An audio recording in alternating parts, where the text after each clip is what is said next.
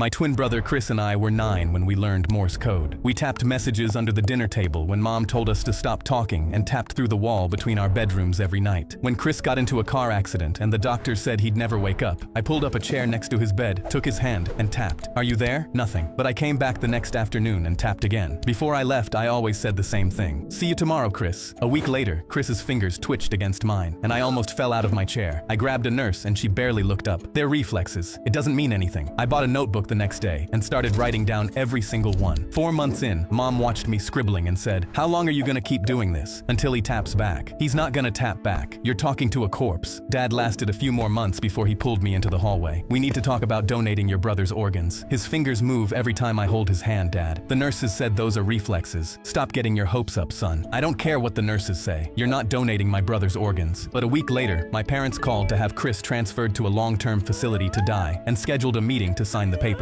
The afternoon before the meeting, I tapped into his palm like always, but this time, something tapped back. Short, short, short. Long, long, long. Short, short, short. SOS. I grabbed his hand. "Chris, if that's you, squeeze once." He squeezed so hard my knuckles cracked. I stormed into the meeting room and told them my brother just responded to me. The caseworker said, "This is very common with families who aren't ready to let go." My parents nodded. I grabbed the transfer papers off the table. "You're not signing anything until you come see for yourself." I walked them to Chris's bed and grabbed his hand. "Ask him anything." The caseworker asked what year it was. Chris squeezed out the answer. "Count to 5. 5 perfect squeezes." His mother's name, tapped out letter by letter. By the 10th question, she said, "He's still alive. We can't move him." Weeks later, I asked Chris what kept him fighting when everyone gave up. Heard Mom call me a corpse. Heard Dad say donate my organs. Heard all of them leave, except you. I asked why. "I wanted to see you too."